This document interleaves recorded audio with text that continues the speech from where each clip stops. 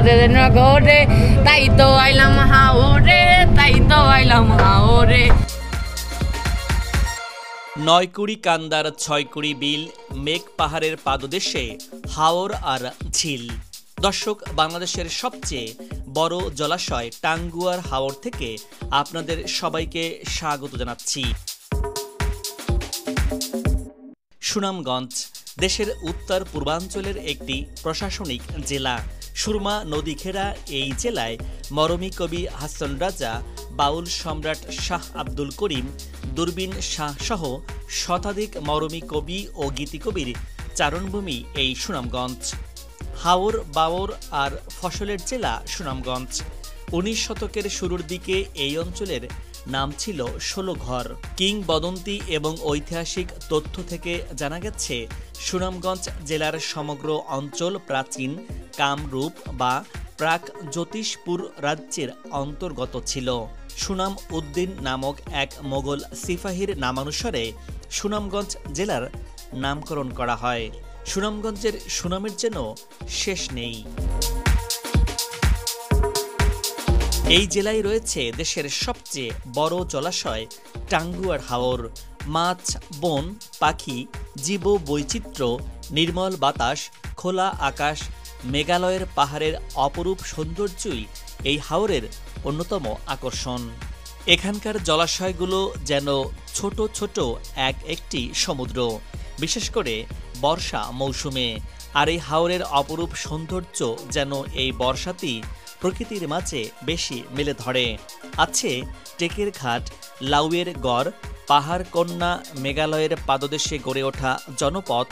এখানকার জাদুকাটা নদী যেন প্রকৃতির একটি সুইমিং পুল। বর্ষায় এই হাওরের সৌন্দর্য বেশি ফুটে ওঠে। তাই হাউসবোটে করে সুনামগঞ্জ থেকে রওনা দিলাম টাঙ্গুয়ার হাওরের উদ্দেশ্যে। ঢাকা বা দেশের যে কোনো স্থান দিয়ে আপনাকে সুনামগঞ্জ থেকে এই হাউস বোটে যেতে পারবেন। এখানে অসংখ্য হাউস বোট পাওয়া যায়। শ্রাবণের এই বৃষ্টির সকালে আমাদের যাত্রা নীলাদ্রি লেক, জাদুকাটা নদী, শিমুল বাগান, পাহাড় টিলা আর হাওরের এক বুক জলরাশির মাঝে হাওরের জীবনের খোঁজে। হাউসবোট করে সকালে হাওরে যেতে যেতে এরকম দৃশ্য আপনার চোখে পড়বে, যা হাওরবাসীর প্রতিদিনের চিত্র। হয়তো আপনার চোখে ধরা দিবে হাওরে ঘুরতে এসে। সুনামগঞ্জ শহর থেকে প্রায় 40 কিলোমিটার দূরে জেলার তাহিরপুর এবং মধ্যনগর উপজেলার এই হাওরের অবস্থান। এটি বাংলাদেশের দ্বিতীয় রামসার সাইট। বিশাল এই হাওর 18টি মৌজায় 51টি জল মহালের সমন্বয়ে ৯,৭২৭ হেক্টর অঞ্চল নিয়ে গড়ে উঠেছে, যা বর্ষা মৌসুমে আয়তন দাঁড়ায় 20,000 একরে। ভারতের মেঘালয়ের পাদদেশে এই টাঙ্গুয়ার হাওর অবস্থিত। মেঘালয় পর্বত থেকে প্রায় 30টি ঝর্ণা এসে সরাসরি মিশেছে হাওরের পানিতে। হাওরে ছোট বড় 109টি বিল রয়েছে, তবে প্রধান বিল রয়েছে 54টি। হাওরের ভেতরে জালের মতো ছড়িয়ে ছিটিয়ে আছে অসংখ্য খাল ও নালা। বর্ষায় সব মিলেমিশে একাকার হয়ে যায়, তখন হাওর রূপ নেয় সমুদ্রে। পানিবহুল মূল হাওর 28 বর্গ কিলোমিটার এবং বাকি অংশ বসতি এবং কৃষি জমি। হাওর এলাকার ভেতরে এবং তীরে 88টি গ্রাম রয়েছে, যা দেখতে অনেকটা ছবির মতোই সুন্দর। আষাঢ় ও শ্রাবণ মাসে হাওরের পানি সবচেয়ে বেশি বেড়ে যায়, তাই হাওরের এই নতুন পানিতে হাওরবাসীরা মাছ ধরে। দর্শক, আপনারা দেখতে পাচ্ছেন পাখির চোখে মাছ ধরার অসাধারণ একটি দৃশ্য। দর্শক, তুমুল বৃষ্টির মধ্যেই আমরা চলে এসেছি টাঙ্গুয়ার হাওরের এই ওয়াচ টাওয়ারে। এখানে আমরা যাচ্ছি ছোট নৌকা করে বৃষ্টিকে উপেক্ষা করে ওয়াচ টাওয়ারের দিকে, যা বেশ রোমাঞ্চকর।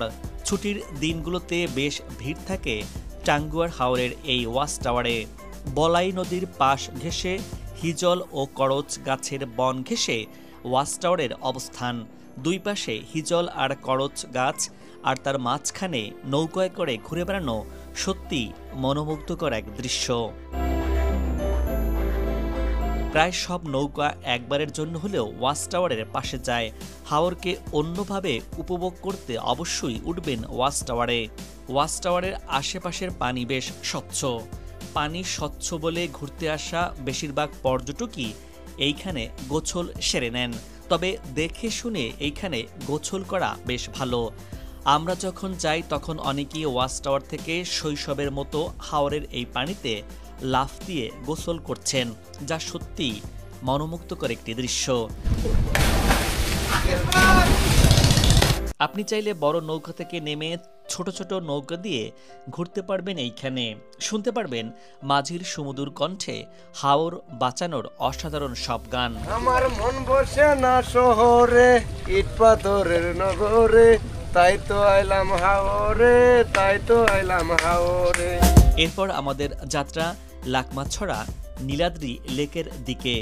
যেতে যেতে আবারও হাওরের সেই অপরূপ সৌন্দর্য। বর্ষা মৌসুমে হাওরের জীবন পর্যটকদের কাছে বেশ উপভোগ্য হলেও হাওরবাসীর যাতায়াতে বেশ কষ্টকর। দর্শক, এবার চলে আসলাম তাহিরপুরের ট্যাকের ঘাটে। এখানেই রাত্রি যাপন করে সকালে বেরিয়ে পড়ব লাকমাছড়া আর নীলাদ্রি লেক দেখতে। খুব সকালে বৃষ্টি উপেক্ষা করে ট্যাকের ঘাটে নৌকা থেকে নেমে একটা অটো নিয়ে লাকমাছড়ার সৌন্দর্য উপভোগ করতে চলে আসলাম। টাঙ্গুয়ার হাওর ঘুরতে আসলে যে জায়গাটিতে যেতে একদম ভুলবেন না সেটি হলো এই লাকমাছড়া। পাহাড়ের ভাঁজে ভাঁজে সবুজের আস্তরণ। এই সবুজ আস্তরণের বুক বেয়ে নেমে এসেছে এক ঝর্ণা, যার নাম লাকমা। এই ঝর্ণাটি ভারত বাংলাদেশ সীমান্তে। লাকমা ঝর্ণাটি বাংলাদেশ থেকে দেখা যায় না। ছড়ার শীতল জল আপনাকে প্রাণবন্ত করবে। ছড়ায় বড় বড় পাথর ছড়ায় সৌন্দর্যকে কয়েক গুণ বৃদ্ধি করেছে। দর্শক, এবার চলে এসেছি নীলাদ্রি লেকে। এই লেক মানুষের কাছে পাথর কুয়ারি নামে পরিচিত। এই লেকটি এবং তার আশপাশের এলাকাকে বাংলার কাশ্মীর নামেও পরিচিত। নীলাদ্রি লেকের বর্তমান নাম শহীদ সিরাজি লেক, কিন্তু ট্রাভেলার কমিউনিটিতে এটি নীলাদ্রি লেক হিসেবেই বেশি পরিচিত। ওপারে মেঘালয়ের উঁচু পাহাড় আর এপারে বাংলার অপরূপ সৌন্দর্য। এ যেন সত্যি এক টুকরো কাশ্মীর। এই লেক দেখলে মনে হবে ছবির মতো আঁকানো কোনো কৃত্রিম লেক। অনেক পর্যটক আসে, শুধু পর্যটকে। আগে এটা প্রজেক্ট আসিল বিসিআইসি কোম্পানি, এটা থেকে চুনা পাথরের খুনি আসিল, চুনা পাথর উঠাইতো এটা থেকে। এখন তো বর্তমানে নীলাদ্রি লেক। আচ্ছা, আগে বলতো, আমরা বলতাম যে এটা কুয়ারি, পাথরের কুয়ারি, চুনা পাথরের খুনি। আর এই পাহাড়টা পড়ছে আপনার মেঘালয় ডিস্ট্রিক্ট। এই পাহাড়টার নাম হয়েছে বর্ষরা। এই লেকের পানি খুব স্বচ্ছ। নৌকায় করে ঘুরে বেড়াতে পারবেন এই লেকে। আরও আছে কায়াকিং করার বিশেষ ব্যবস্থাও। লেকের এক পাশ সবুজ ঘাসের চাদরে মোড়ানো ছোট ছোট বেশ কয়েকটি টিলাও রয়েছে, আর অন্য পাশে রয়েছে সুউচ্চ সুবিশাল পাহাড়। পাহাড়, টিলা, লেকের স্বচ্ছ পানি, প্রকৃতির এই সুন্দর মিতালি আপনাকে বিমোহিত করবেই। এইখানে এসে আপনি হারিয়ে যেতে বাধ্য। ট্যাকের ঘাটে নৌকা থেকে নেমে সোজা হেঁটে চলে আসতে পারবেন এই নীলাদ্রি লেকে। সময় কাটাতে পারবেন লেকের পাড়ের ঘাসের চাদরে বসে, অথবা প্রিয় মানুষটিকে নিয়ে করতে পারবেন লেকের জলে নৌকা ভ্রমণ বা কায়াকিং। লাকমাছড়া আর নীলাদ্রি লেক দেখা শেষে হাউস বোটে করে আবার ছুটে চলা শিমুল বাগান আর জাদুকাটা নদী দেখতে। দর্শক, হাওরের এই পথে বোটে বসে আপনি উপভোগ করতে পারবেন মেঘালয় পাহাড়, হাওর, নদী আর প্রকৃতির অপরূপ এক সম্মিলন। চলে আসলাম শিমুল বাগানে। জনপ্রতি 50 টাকা টিকিট কেটে ভেতরে প্রবেশ করা যায়। এটি বাংলাদেশের সবচাইতে বড় শিমুল বাগান। এই বাগানে প্রায় 3000 শিমুল গাছ রয়েছে। প্রায় 100 বিঘা জায়গা জুড়ে এই শিমুল বাগানের বিস্তৃতি। এখানে বিভিন্ন নামে ঘোড়া পাওয়া যায়, যা আপনি ভাড়া নিয়ে ঘোড়ায় চড়ে এই শিমুল বাগান ঘুরে দেখতে পারবেন। বসন্তকালে শিমুল ফুলের রক্তিম আভা আপনার মনকে রাঙিয়ে দেবে। যদিও বর্ষায় তেমন সম্ভাবনা নেই, তবে বর্ষায় এই বাগান ধরা দেয় নতুন রূপে। শিমুল বাগানের অপর পাশে মেঘালয়ের সুবিশাল পাহাড়, মাঝে স্বচ্ছ নীল জলের নদী জাদুকাটা, আর এই পাশে রক্তিম শিমুল ফুলের আভা আপনার মন নেচে উঠবে। বৃষ্টির দিনে মেঘালয়ের এই মেঘের খেলা আপনার মনকে বিমোহিত করবেই। আমাদের এই ট্যুরের 2 দিনই বৃষ্টি ছিল। আসলে এই দিকটাতে বৃষ্টির পরিমাণ বেশি থাকে। রোদ উঠতেই হাউস বোটে করে জাদুকাটা নদী হয়ে আসলাম মেঘালয়ের পাহাড়ের পাদদেশের সীমান্তের এই পাশে সবুজে মোড়ানো এক টিলার নাম বারেকের টিলা বা বারিক্কা টিলা। উঁচু এই টিলার এক পাশে ভারতের সুউচ্চ পাহাড় আর অন্য পাশে স্বচ্ছ জলের নদী জাদুকাটা। বারিক্কা টিলা থেকেই দেখতে পাবেন মেঘ পাহাড়ের মেলবন্ধন। বারিক্কা টিলা থেকেই দেখতে পারবেন মেঘ পাহাড়ের মেলবন্ধন। বারিক্কা টিলার উপর থেকে জাদুকাটা নদীর দিকে তাকালে আপনি যে নৈসর্গিক দৃশ্য দেখতে পাবেন তার রেশ থেকে যাবে বহুদিন। অন্যান্য বছরের থেকে এবছর মানে একটু বেশি আসতেছে।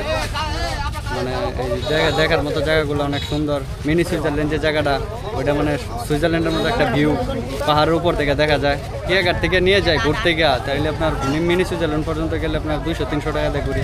আর যদি আপনার সবগুলো স্পট ঘুরতে চান, মিনি সুইজারল্যান্ড, বারেকটিলা, 0 পয়েন্ট, পরে রাজাই ঝর্ণা, 3টা স্পট ঘুরতে চান, 3টা স্পট ঘুরতে গেলে আপনার 400 টাকা 500 টাকা নিয়ে আর কি। হাউস বোটে করে চলে আসলাম জাদুর দেশে। জাদুকাটা নদীর আদি নাম রেণুকা। কথিত আছে জাদুকাটা নদী পাড়ে বসবাসকারী কোনো এক বধূ তার পুত্র সন্তান জাদুকে কোলে নিয়ে নদীর অনেক বড় একটি মাছ কাটছিলেন। হঠাৎ অন্যমনস্ক হয়ে নিজের সন্তান জাদুকেই কেটে ফেলেন। এই কাহিনী থেকেই পরবর্তীকালে এই নদীর নাম হয় জাদুকাটা নদী। এই নদীর উৎপত্তি স্থল ভারতের জয়ন্তিকা পাহাড়। এই নদীর পানি অনেক ঠান্ডা। দুপুরের দিকে গেলে এই নদীতে ডুব দিতে একদমই ভুল করবেন না। অন্য নদীর মতো আমিও এই নদীর জলে শীতল পানির অনুভব নিতে নেমে পড়লাম। তবে নদীর মাঝে যাওয়ার চেষ্টা না করাই ভালো। মাঝে অনেক স্রোত থাকে। জাদুকাটার এক পাশে সুবিশাল পাহাড়, উপরে নীল আকাশ আর নদীর স্বচ্ছ পানি, এগুলো মিলে অদ্ভুত এক ক্যানভাসের সৃষ্টি করে। অনেকদিন ধরে ইচ্ছা ছিল টাঙ্গুয়ার হাওর আসবো, অনেকদিন ধরে ইচ্ছা, সব ছেলেরই ইচ্ছা থাকে সবার, কিন্তু এটা এত চোখের সামনে এত সুন্দর ভিউ, এত সুন্দর বাংলাদেশের সৌন্দর্যটা দেখতে পারবো কখনো ভাবি নাই। আর এই যে জাদুকাটা নদীতে আসছে শেষবেলা গোসল দিতে, এটা হচ্ছে আমাদের লাস্ট দিন। আর মনে করেন যে এটা বলে বোঝানোর মতো না, এত ভালো লাগতেছে আমাদের। এই বয়সে ঘোরাটাই মেন আমার কাছে মনে হয়, সময় থাকতে ঘুরে না উচিত। বুঝতেই পারতাম না, আমার বন্ধুরা যদি আমাকে না নিয়ে আসতো আমি বুঝতেই পারতাম না এই টাঙ্গুয়ার হাওরে এত কিছু আছে। আমি মানে এসে অবাক যে মানে কি দেখে নিলাম, এই পাহাড়, এই সমুদ্র, এই পানি, মানে খুব খুব সুন্দর। আজকের মতো এই জাদুকাটা নদী থেকে আজকের ভিডিও এখানে শেষ করছি। ভিডিওটি যদি আপনাদের ভালো লেগে থাকে তাহলে লাইক, কমেন্টস এবং ভিডিওটি শেয়ার করে অন্যকে দেখার সুযোগ করে দিন।